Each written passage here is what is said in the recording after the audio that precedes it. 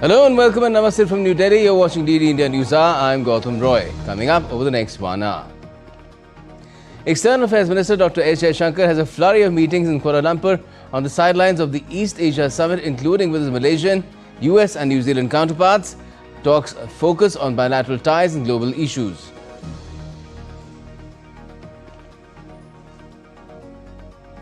Defence Minister Rajnath Singh addresses annual meet of Indian defence manufacturers. Says self-reliance is an age-old tradition and not just a slogan. Reiterates the nation's target of achieving 30,000 crore INR of defence exports in FY26. China and the US agree on the framework for a trade agreement even as US President Donald Trump exudes confidence of working out a deal when he meets Chinese President Xi Jinping later this week. And Indian cricket vice captain Shreyas Iyer is hospitalized in Sydney after he is injured during the third one-day match against Australia on Saturday.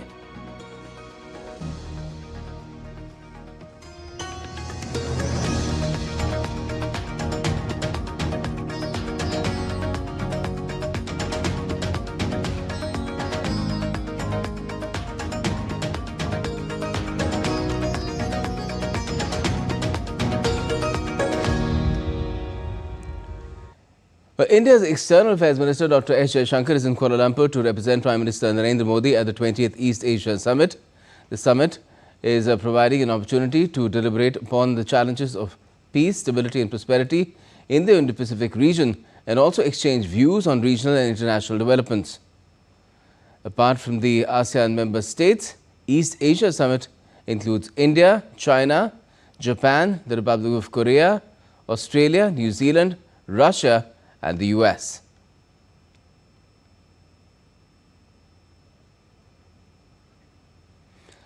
Well, the visit has seen the Dr. Jaishankar meet Malaysian Foreign Minister Muhammad Haji Hassan, where the External Affairs Minister conveyed his best wishes for a successful ASEAN and East Asia summits to his Malaysian counterpart. Both the leaders discussed the progress in bilateral cooperation. They also exchanged views on the Myanmar situation. Now, External Affairs Minister has also met Prime Minister of New Zealand, Christopher Luxon, on the sidelines of the ASEAN 2025 meetings. He extended warm greetings from Prime Minister Narendra Modi. He also welcomed his commitment to advance bilateral cooperation and nurture a free and open Indo-Pacific. According to the Ministry of External Affairs, India and New Zealand have historically maintained close and friendly ties. Luxon visited India earlier this year in March, during which both the nations agreed to begin negotiations on a comprehensive free trade agreement.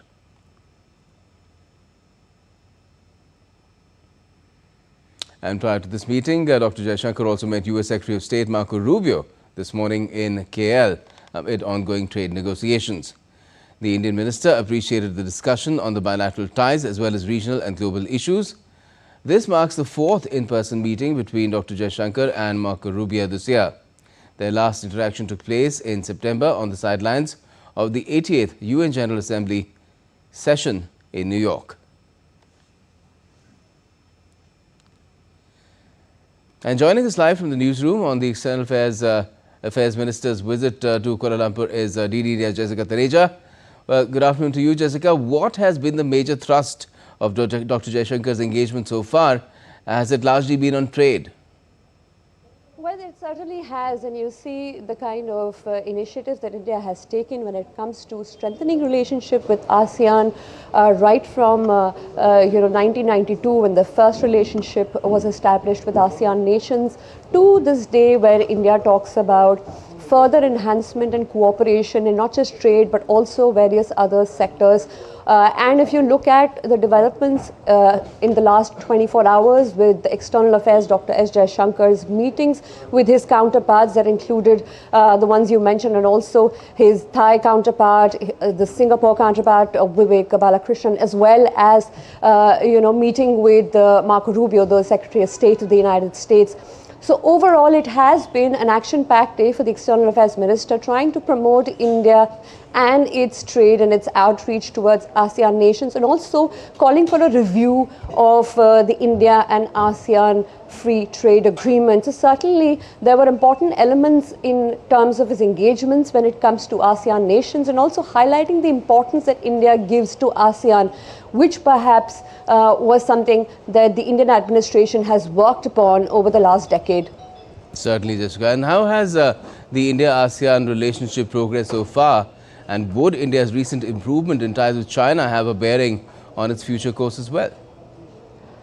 Well, Gautam, next year has been declared as the India-ASEAN Maritime Cooperation year, and that certainly goes on to tell you how India, sort of gives the kind of importance it does give to the Indo-Pacific initiative, whether it is the free and open and inclusive Indo-Pacific, or the other kind of initiatives that it has taken. Particularly, if you'd recall, INS Sudarshani had taken an expedition to various ASEAN nations back in 2012, 2013, and that was for 6 months. So India has ensured that it does want all the nations' interests to be protected, especially when it comes to territorial transgressions witnessed in the South China Sea.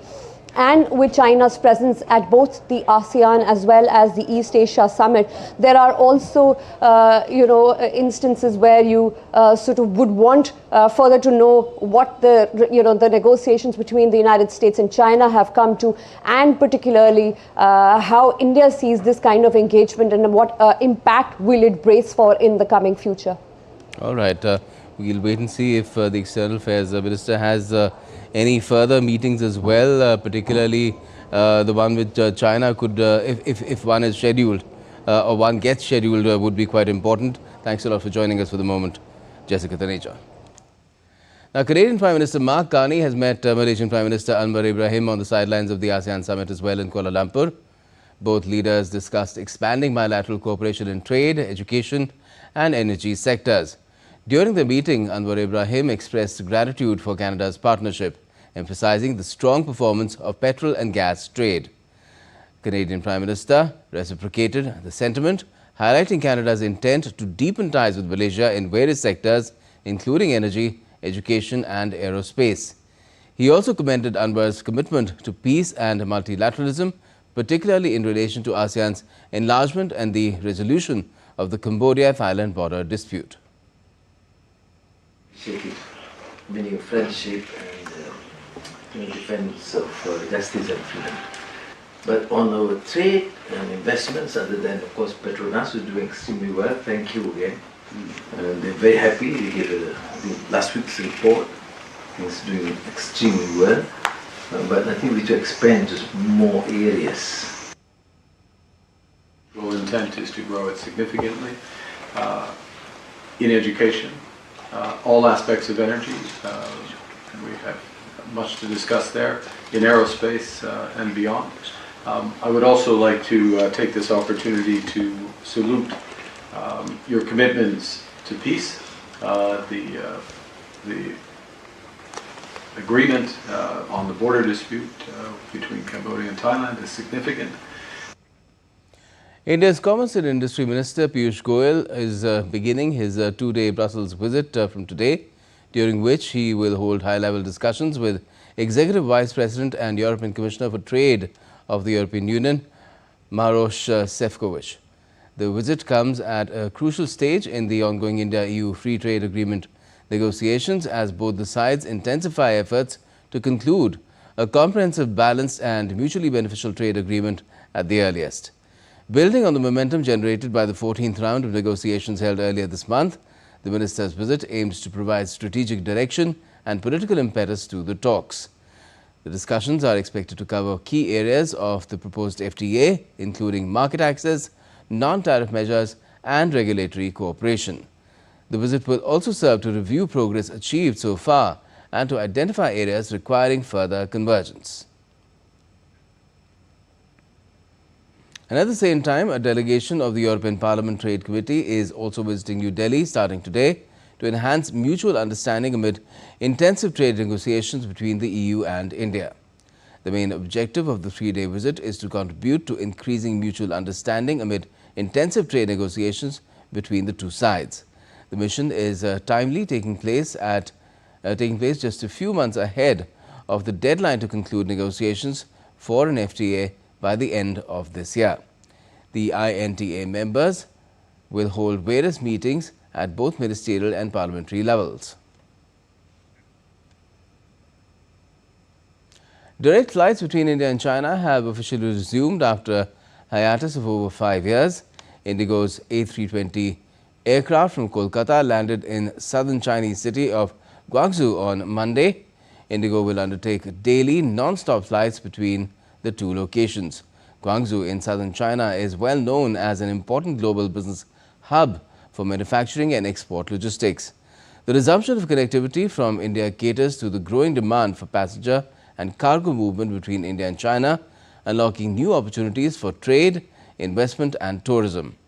Building on this expansion, Indigo will also begin flights between Delhi and Guangzhou from the 10th of next month, further strengthening its presence in this important trade and travel corridor. Indigo is among the first airline to restart services following the COVID-19 suspension. The US and China have agreed on a range of contentious points as part of a trade deal ahead of a key meeting between leaders Donald Trump and Xi Jinping later this week. The US and Chinese officials said that in addition to rare earths, they discussed trade expansion, the US fentanyl crisis, US port entrance fees, and the transfer of TikTok to US ownership control. Take a look. Top Chinese and US officials on Sunday hashed out the framework of a trade deal for US President Donald Trump and Chinese President Xi Jinping to decide on later this week that would pause steeper American tariffs and Chinese rare earth export controls. After 2 days of talks in Malaysia wrapped up on Sunday, a Chinese official said the two sides reached a preliminary consensus on topics including export controls, fentanyl and shipping levies. The economic and trade teams from both China and the United States met in Kuala Lumpur, with both sides paying close attention to economy and trade on the agenda and making progress with in-depth and frank discussions and exchanges. There were numerous items on the agenda, including export controls on both sides, the issue of reciprocal tariffs going a step further for an extended period of time, the issue of fentanyl tariffs, and cooperation on banning the production of fentanyl. US Treasury Secretary Scott Bessent said Trump's threat of 100% tariffs on Chinese goods is effectively off the table. The US expects China to delay implementation of its rare earth minerals and magnets licensing regime by a year while the policy is reconsidered. So this was the fifth meeting that I've had with my Chinese counterpart, the Vice Premier, Hu Lifeng, and we covered a wide range of issues, and I think we've reached a substantial framework for the two leaders who will meet in Korea next Thursday. So, on the table, the president had given me maximum leverage when he threatened 100% tariffs if the Chinese imposed their rare earth global export controls. So I think we have averted that, so that the tariffs will be averted. And we have a regular quarterly meeting with the Chinese. Trump himself predicted a good deal with China as he spoke with reporters on the sidelines of the Association of Southeast Asian Nations Summit in Kuala Lumpur, saying he expected additional leader-level follow-up meetings in China and the US. I think a complete deal. I want our farmers to be taken care of, and he wants things also. We're going to be talking about fentanyl, of course. Fentanyl is killing a lot of people. It comes from China, and we'll be talking about that. We'll be talking about a lot of things. I think we have a really good chance of making a very comprehensive deal. Trump and Xi are due to meet on Thursday on the sidelines of the Asia-Pacific Economic Cooperation Summit in South Korea. China has yet to confirm that the two leaders will meet. Bureau Report, DD India. And still to come on DD India Newshour. A group of Red Cross officials meet with Hamas's members in Khan Yunis to figure out how to locate missing dead bodies of Israeli hostages in Gaza. The Cambodian army begins withdrawing heavy weaponry from its border with Thailand as part of a broader peace deal. And Jamaicans are bracing for Hurricane Melissa, which has rapidly intensified into a Category 4 storm in the Caribbean.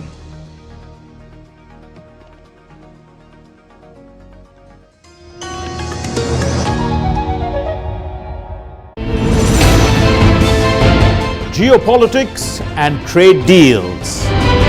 Economic challenges amid development. Hard work and the path to prosperity. It's the economy always. Between walkers, money is what money does and says. Supply creates its own demand. Between the bulls pulls and bears tears. When supply chains globalization and India rises to the podium.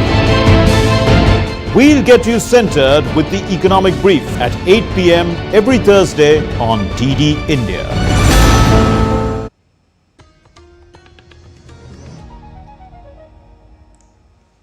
Welcome back. You're watching DD India Newshour. I'm Gautam Roy. Now, US President Donald Trump has arrived in Tokyo for his 3-day visit to Japan on the second leg of his Asia tour. Trump is set to meet Japanese Emperor on Monday evening. He'll also meet Japanese PM Takichi Senai, the country's first female Prime Minister, tomorrow.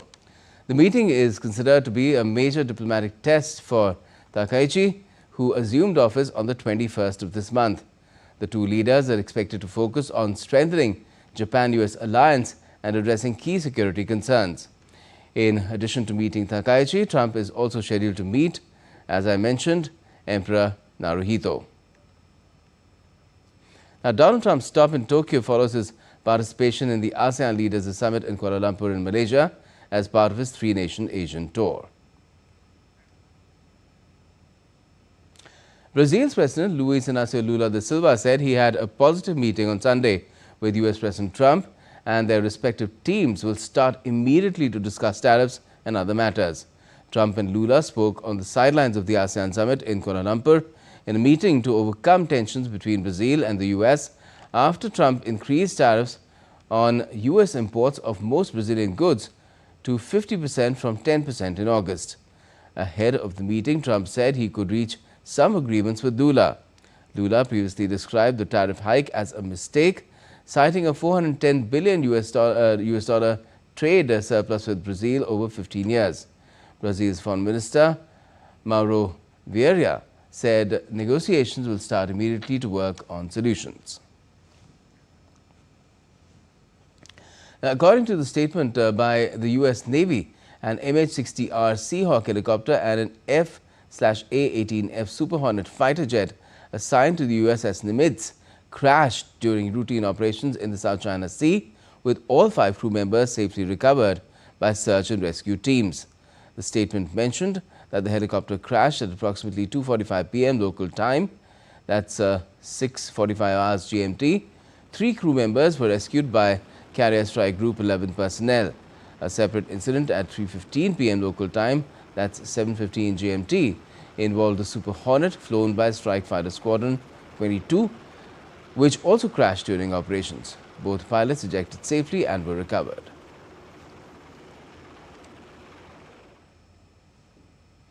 Now, in the West Asian region, a group of Red Cross officials met with members of the Hamas and Khan Yunis on Sunday to discuss how to locate the missing dead bodies of Israeli hostages believed to be in Rafah.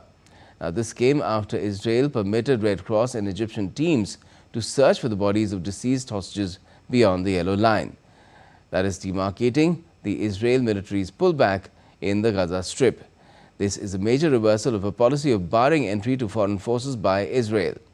Israeli government spokesperson said that Israel will maintain overall security control in Gaza and said Israel remains extremely committed to upholding its side of the agreement, ensuring that Gaza will be demilitarized. The Prime Minister has said, Joel, it's going to be done the easy way or the hard way, and Israel will have overall security control of the Gaza Strip. I'll point you back to the 20-point plan, which we continue to reiterate, which Israel remains extremely committed to as we have upheld our side of the agreement. Gaza will be demilitarized and Hamas will have no part in governing the Palestinian people. As part of the ceasefire agreement, the Hamas has said it will return all the hostages if abducted, but the remains of 13 are still in the enclave. These include 10 Israelis kidnapped during the attack on the 7th of October 2023 that triggered the entire conflict, 1 Israeli missing since 2014, a Thai and a Tanzanian worker. The Hamas has already returned the remaining 20 living hostages and 15 remains of other hostages. But the Hamas warns it will struggle to find the bodies of the others in the ruins of Gaza.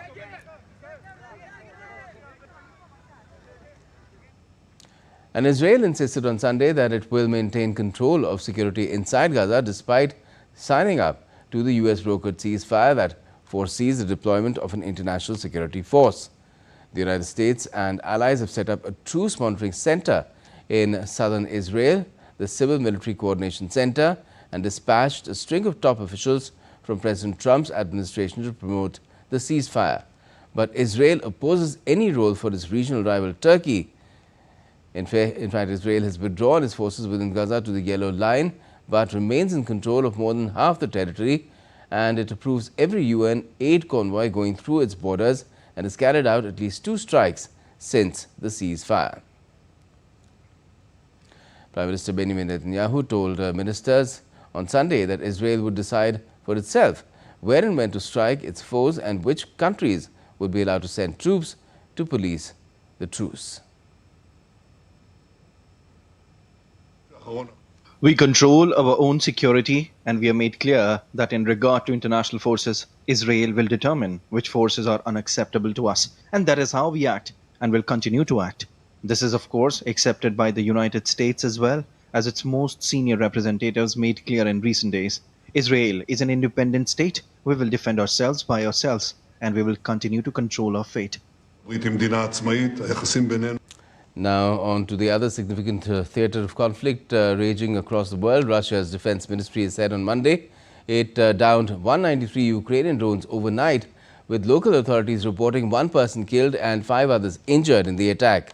The governor of the border region of Bryansk, Alexander Bogomat, said on Telegram that a minibus had been struck in the village of Pogar, killing the driver and injuring 5 passengers.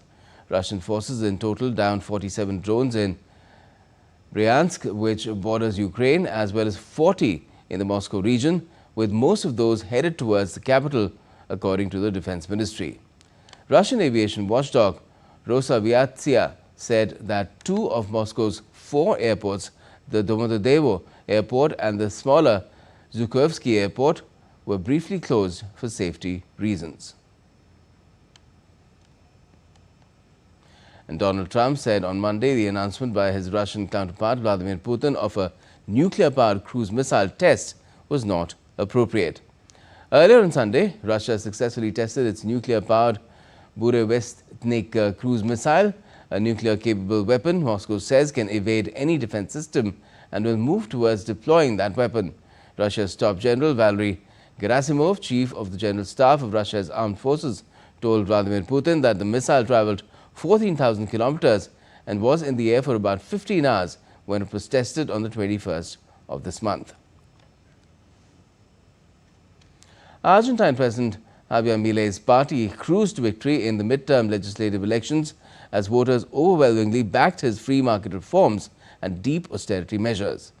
After the results, Milei said his party's big victory in the nation's midterm elections marked a turning point and vowed to pursue reforms his government still considers necessary. He added that the voters had shown their desire to irreversibly change the path forward for South America's number 2 economy. The elections were the first national test of Milei's support since he won office 2 years ago on a promise to revive the long-ailing Argentine economy through a series of painful reforms. And the US President has congratulated Javier Milei on Monday after he cruised to victory in the midterm legislative polls.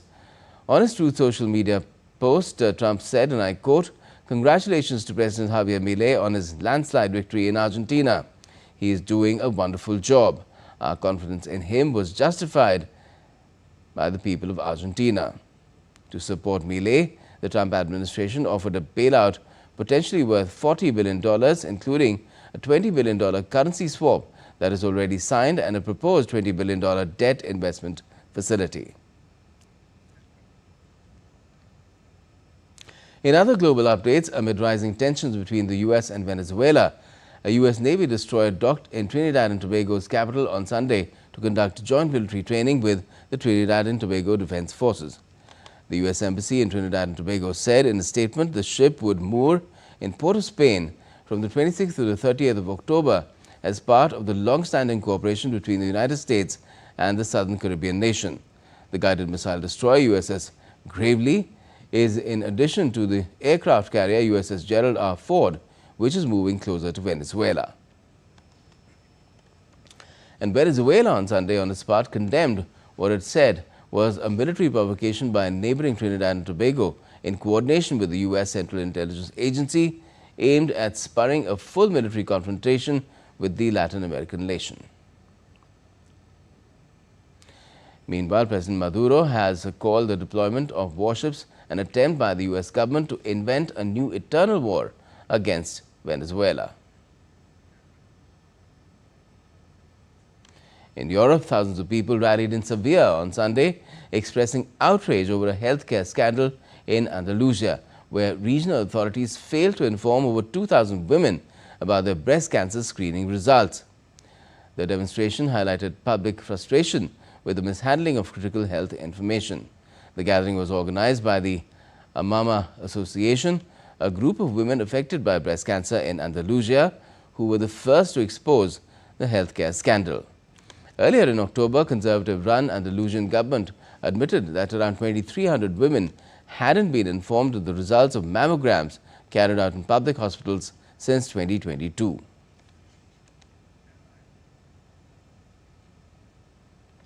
Striking workers at Boeing Defense in the St. Louis area rejected the company's latest contract proposal, sending a strike that has already delayed delivery of fighter jets and other programs into its 13th week. The 5-year offer was largely the same as offers previously rejected by union members. The company reduced the ratification bonus but added $3,000 in Boeing shares that vest over 3 years and a $1,000 retention bonus in 4 years. It also improved wage growth for workers at the top of the pay scale in the 4th year of the contract. The never-ending strike is affecting the company constantly. Boeing is expected to report another unprofitable quarter when it posts its third quarter results on Wednesday. The Cambodian army has begun withdrawing heavy weaponry from the border area with Thailand as part of a broader agreement to de-escalate tensions and enhance cooperation between the two nations. As part of the deal signed in the presence of US President Trump in Kuala Lumpur, both the countries have committed to withdrawing heavy weapons and military equipment from forward positions along the border to their respective military bases. In addition to the withdrawal of heavy weaponry, the agreement includes plans for joint demining operations to clear landmines from disputed areas, which pose risks to both military personnel and civilians. An interim observer team comprising ASEAN defense attaches will be invited to assess the withdrawal process once it is completed. This oversight aims to ensure compliance with the agreement and maintain transparency. Now, closer to home in India, fresh clashes near the border with Afghanistan have killed at least 5 Pakistani soldiers, even as the delegations from both the sides met in Istanbul to try to diffuse tensions after the deadliest fighting in years.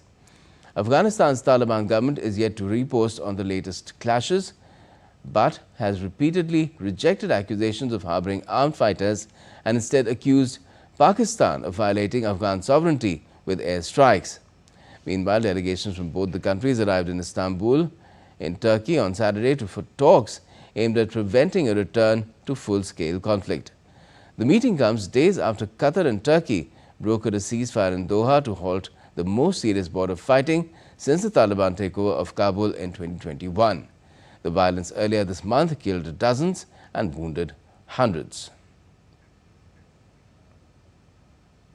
And still to come in this edition of DD India Newshour, we'll be speaking with our expert guest on India's ties with the ASEAN nations and their progress in times of geopolitical uncertainties. India celebrates the 27th of October as Infantry Day, saluting its braves. And Vice President Radhakrishnan conveys India's good wishes to Seychelles President Hermini for a successful tenure in office on day 2 of his visit.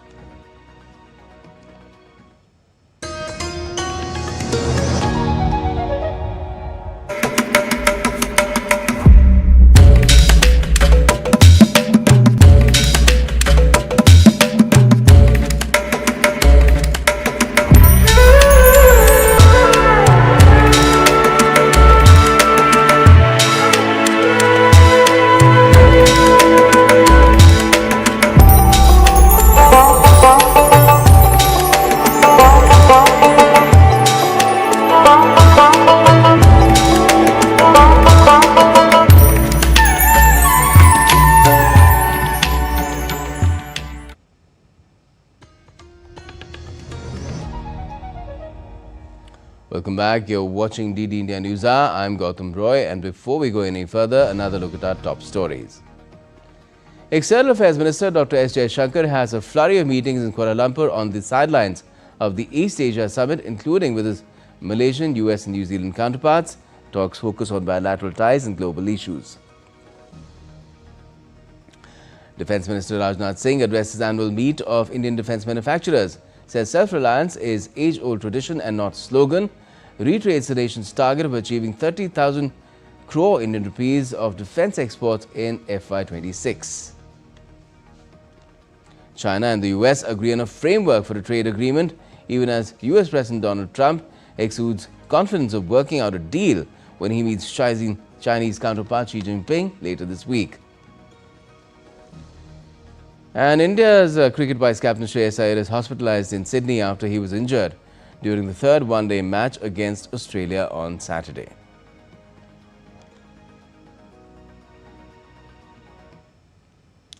Let's now take you back to our top story, which is about India's External Affairs Minister, Dr. S. Jaishankar, being in Kuala Lumpur to represent Prime Minister Narendra Modi at the 20th East Asian Summit. The summit is providing an opportunity to deliberate upon the challenges of peace, stability and prosperity in the Indo-Pacific region and also exchange views on regional and international developments. To talk about it further, we are joined by Ambassador Gurjeet Singh, former senior diplomat. Good afternoon to you, Ambassador Singh. What do you make of how India and ASEAN have taken their relationship forward, particularly when now trade has become a large talking point with the kind of developments that have been taking place in recent months? Thank you for having me. Today is perhaps the busiest day in Kuala Lumpur in what is called the ASEAN and related summits meetings. The ASEAN summit concluded day before yesterday, and yesterday was the day for some of the bilateral summits, like India had its bilateral summit yesterday. So did the United States and Japan. The United States and Japan, of course, did their bilateral summits and left Kuala Lumpur because they were having another bilateral in Tokyo from today. But today is the day when other countries, 4 other countries, would have their bilateral summits, and they would be the 20th East Asia Summit and the 5th summit of the Regional Comprehensive Economic Partnership. Now, that is the economic summit, but as you recall, India is not a member of the RCEP, having withdrawn in 2019. Therefore, the most important summit for us today is the East Asia Summit, which is celebrating 2 decades. And India, since 2005, has been an original member of this outfit. This is rather important because when India was included in the East Asia Summit in 2005, it brought India into the regional vortex of all the important meetings and then subsequently led to the emergence of the Indo-Pacific. Till then, India had been excluded from regional summits like the APEC, which we are not members of even till today. Certainly, economics is in command, and everybody is talking about supply chains, about tariffs, about critical minerals and resilience. So everybody wants to know what the other one is doing. Normally, people would be worried about what China is doing because that is critical to all of us. But I think this time around, everybody is worried about what the United States is doing because they were a steady friend and not expected to upend the economic order in this way. So I think there is a huge khichdi happening right now in which everybody has got a question mark and distrust rules high despite everybody shaking hands in Kuala Lumpur. Yes, Prime Minister Modi was initially supposed to go there himself, but he addressed the leaders there virtually, and it is the External Affairs Minister who's representing him, and a lot of focus has been on how India has been trying to rework the kind of trade agreement that it has had with ASEAN, where the ASEAN nations have had a slight advantage. Do you feel that the progress there has been satisfactory? document is called the ASEAN-India Trade in Goods Agreement, or ITGA. Now, this review is to be completed this year in 2025. Prime Minister did say yesterday that if you complete this review and make this ITGA relevant to the times, it will facilitate a modern engagement between India and ASEAN, particularly opening resilient supply chains. The Malaysian Prime Minister, in his preface before opening the meeting with India, did say that substantive progress has been made on the review of ITGA, and he remains hopeful that it will conclude this year. Now, this is important because Malaysia is the lead for the trade negotiations with India on ITGA. And therefore, when Prime Minister of Malaysia says this, that means progress has been made. In recent months, we know that more rounds of negotiations have been held, but somehow the more greater attention has gone to what India is doing with the United States, because that is more threatening, whereas with ASEAN, we are trying to be more creative. But yes, to my mind, a good review of the ASEAN-India Trade in Goods Agreement will create the right atmosphere for the South-South cooperation, and what yesterday the Prime Minister said, we want a balanced relationship with ASEAN, that will emerge. I would like to point out here that, unlike other agreements, here ITGA is one of 3 agreements that we have with ASEAN. The ASEAN-India Investment Agreement is a separate one, and the ASEAN-India Agreement on Services is a separate one, and they came into effect 7 to 8 years later after the ITGA in 2007. So those are not being renegotiated now. It is only the trade in goods which India felt was against us. For long, India has felt that the optimum results expected of ITGA have not come our way and to our industry. So I think it is time for ASEAN to realize that and work towards using it as a building block. However, other people say that despite the faults of the ITGA, in its time, India-ASEAN trade has grown, doubled, and today it is at about $123 billion, which of course in ASEAN's favor. So that brings ASEAN into the 5 big entities with whom India has a trade of over $100 billion. So you have to watch this volume versus quality debate as we go along. Okay. The other thing, 2 things that are being watched very closely, I guess, particularly in KL as well, with all those nations participating, is what's happening between President Trump and Presidents Trump and Xi in terms of their talks on trade and other matters, and also how perhaps India in recent months has seen an improvement in ties with China, with flights resuming, commercial flights resuming just yesterday after the COVID break, and that has been a very long break. So that would also be of a lot of interest as well.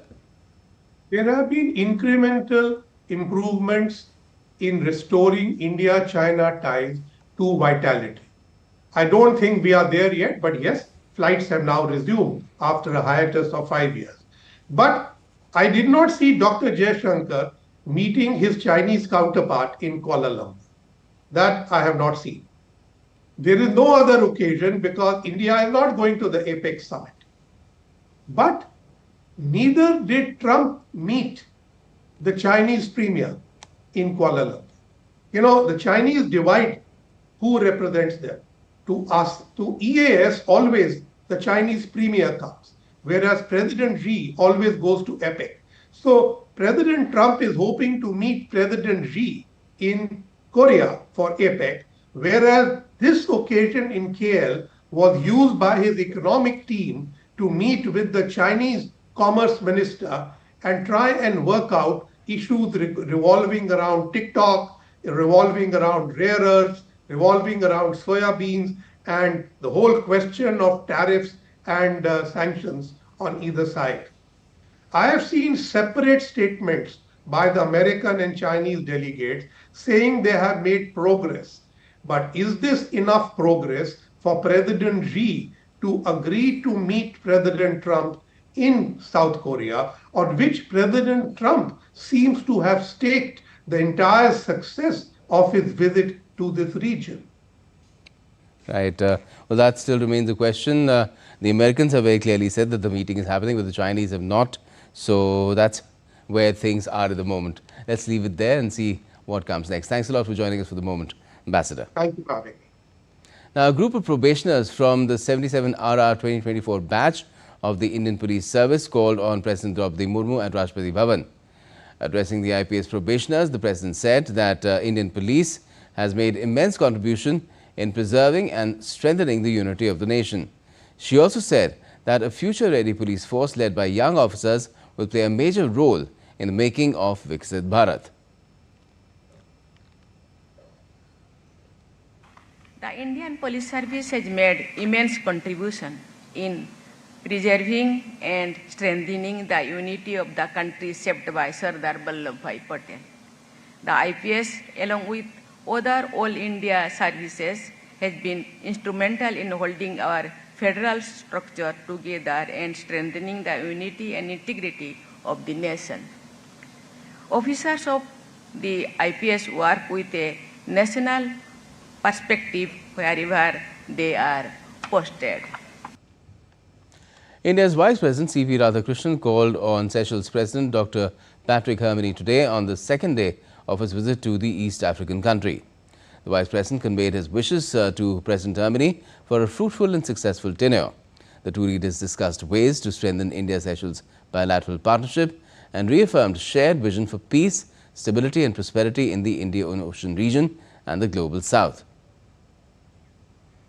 P.P. Radhakrishnan also met Vice President-elect of Seychelles, Sebastian Pillay. Both the leaders discussed the multifaceted India-Seychelles relationship rooted in shared heritage, culture and people-to-people ties. The VP also conveyed his best wishes for a successful tenure to his counterpart in Seychelles. And India's Foreign Secretary Vikram Misri has addressed the media on Vice President C.P. Radhakrishnan's visit to Seychelles. In his address, the Foreign Secretary shared details about the VP's visit to the nation on the occasion of the swearing-in of the newly elected President Patrick Herminy.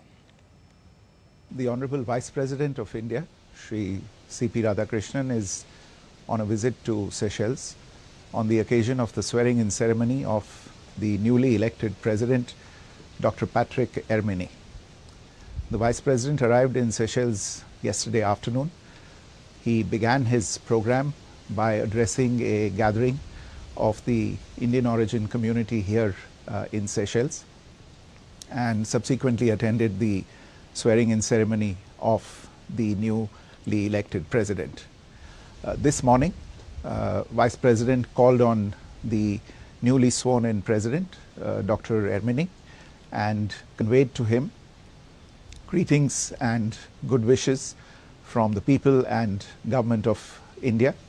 He underlined to him India's intent and desire to further the long-standing ties of kinship and cooperation between India and Seychelles. United Arab Emirates Land Forces CDR Major General Yusuf Mayoof Saeed Al Halimi received a ceremonial guard of honor in New Delhi on Monday. Chief of Army Staff General Upendra Dwivedi was also present on the occasion. General Halimi is currently on a two-day visit to India.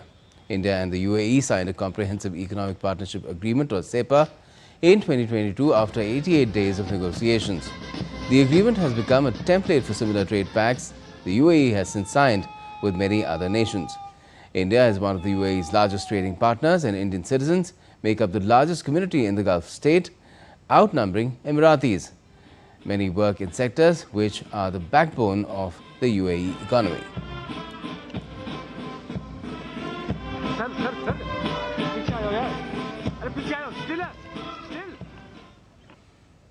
And still to come on DD India Newshour. Japan's benchmark stock average tops the 50,000 mark for the first time on Monday. And devotees set to throng water bodies in most parts of the country to offer evening prayers during day 3 of the Chhath festival.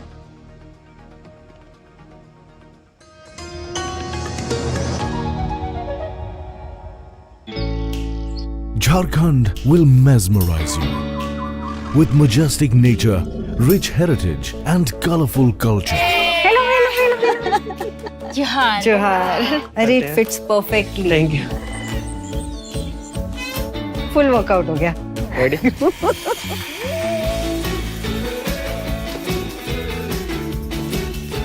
Postcards from Jharkhand on National Geographic.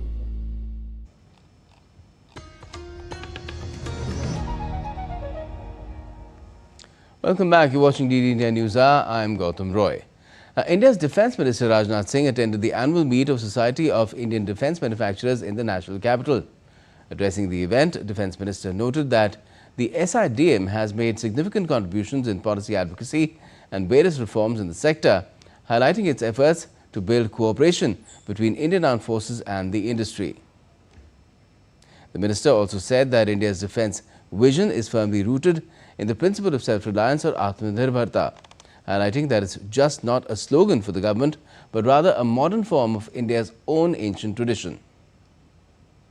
Policy advocacy से लेकर छोटे बड़े reforms तक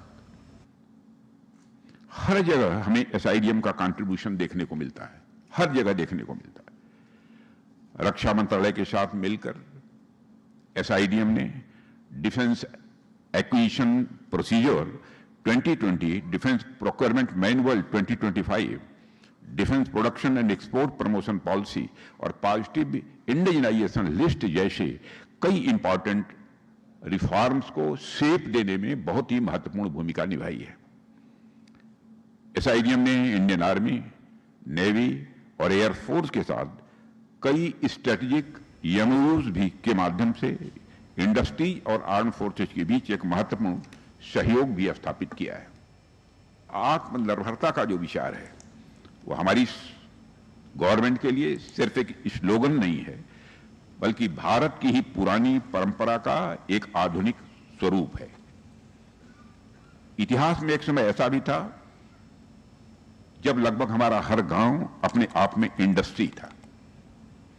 भारत सोने की चिड़िया इसलिए कहलाता था क्योंकि हम अपनी जरूरतों के लिए बाहर की ओर नहीं देखते थे, उसे अपनी ही जमीन पर पूरा करते थे, इसलिए भारत सोने की चिड़िया कहा जाता था। मैन्युफैक्चरिंग और हाई टेक्नोलॉजी में इंडिजनाइजेशन को प्रायोरिटी देकर हमने उसी परंपरा को आधुनिक रूप देने का प्रयास किया है। The Defence Minister also highlighted that in the past 10 years, India's domestic defence production has increased to a record 1.5 lakh crore Indian rupees. He also reiterated India's target of achieving 30,000 crore Indian rupees in defence exports in FY26. हमारा domestic defence production जो 2014 में जहां approximately 46,000 crore था, अब वह 1.51 लाख करोड़ से अधिक पहुंच गया है। बड़ी बात यह है कि इसमें से 33,000 करोड़ रुपए से अधिक का कंट्रीब्यूशन प्राइवेट सेक्टर का है। प्राइवेट सेक्टर की बढ़ती भागीदारी का परिणाम यह है कि भारत का डिफेंस जो एक्सपोर्ट है, जो 10 वर्षों में लगभग 1,000 करोड़ रुपए से भी कम था, आज वह बढ़कर अप्रॉक्सीमेटली 24,000 पहुंच गया है। और मैं आज आपको विश्वास दिलाता हूं तो मार्च 26 तक हम इसको 30,000 करोड़ तक ले जाएंगे। The 27th of October each year marks the Infantry Day. This one is the 79th one. Honoring the Queen of Battle, the most crucial fighting arm of the Indian Army, we salute the infantry's unwavering role in defending India's sovereignty from high-altitude borders to counter-terror operations. Take a look.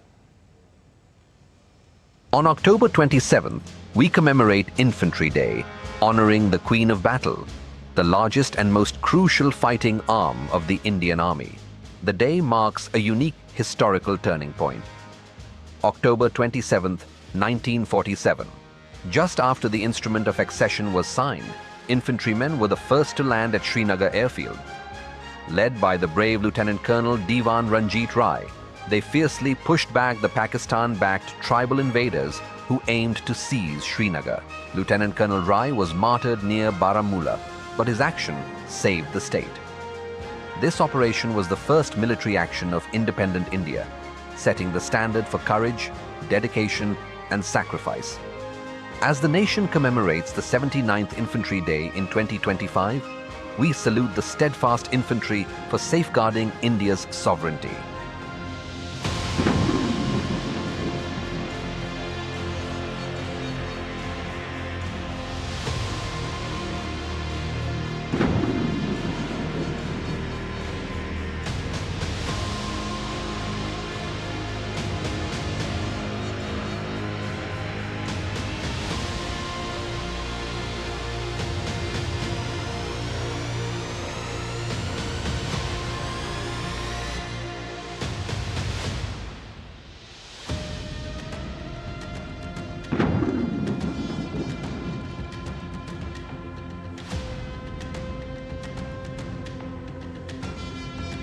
Jai Hind.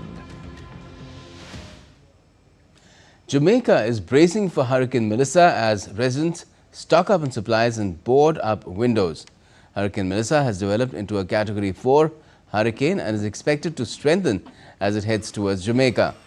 Melissa, which was last tracked 180 kilometers south of Kingston and is expected to make landfall in Jamaica Monday night or Tuesday morning and hit Cuba late Tuesday. The NHC said Melissa is expected to bring 15 to 30 inches of rain to Jamaica and southern Hispaniola, with a local maximum of up to 40 inches. Eastern Cuba is expected to receive 10 to 15 inches with local amounts of up to 20 inches. In business, Japan's benchmark stock average topped the 50,000 mark for the first time on Monday as investors welcomed an easing of US-China tensions and with expectations growing for the Federal Reserve to further cut rates this week. The Nikkei jumped 1.6% to 50,080.49 in early trading. The gauge broke through 45,000 on the 16th of September and has marched through successive round numbers at a rapid clip. It marks a dramatic turnaround for a long moribund market that saw the Nikkei take 34 years to finally recover to its bubble economy peak in February 2024.